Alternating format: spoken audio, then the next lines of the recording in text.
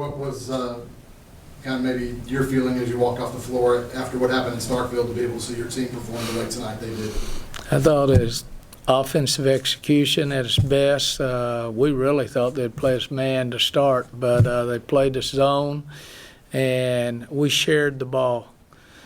As a coach, I learn a lot by watching men's games. Watching Florida last night reverse the basketball as well as they did and share the ball, I learned from that. I learned from the effort, what our men's team is doing. I learned from everybody how Miller went to the boards last night. When you reverse the basketball against the zone, good things are going to happen. And we were doing that.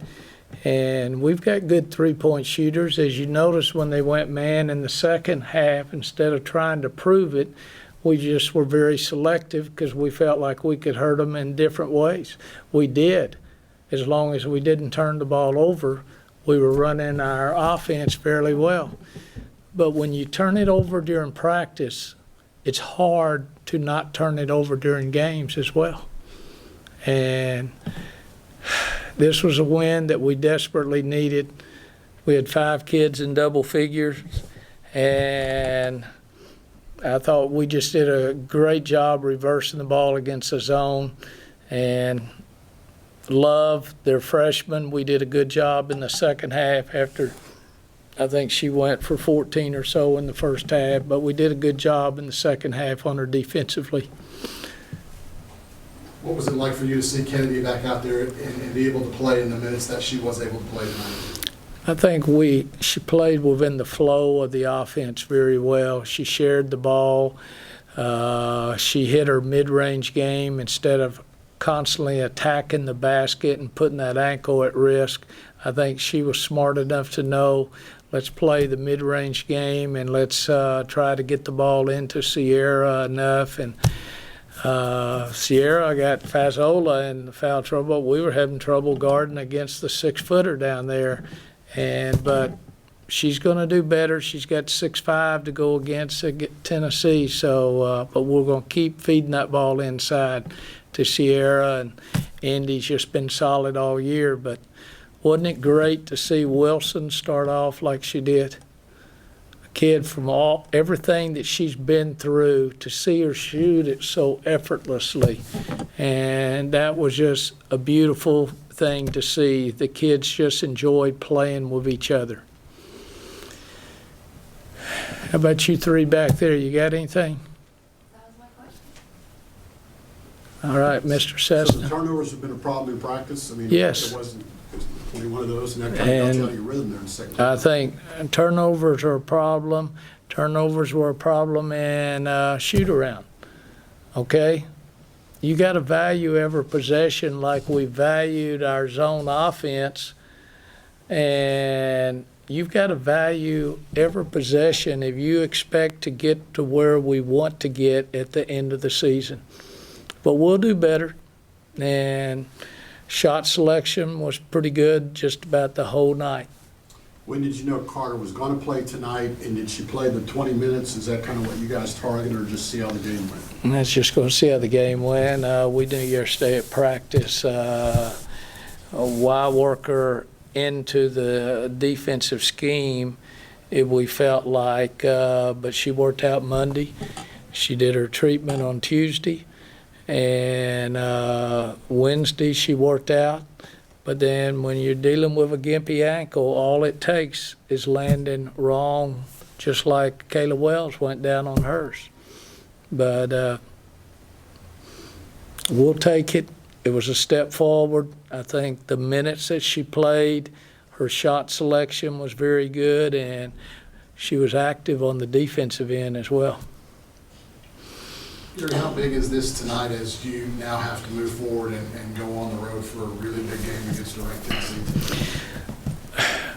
Tennessee lost today to LSU. Home court means so much in this league, and they're going to go in trying to protect it because they're trying to finish in the top 4. Tennessee is the longest, most athletic team in the league. But they're young in spots, but they're so long.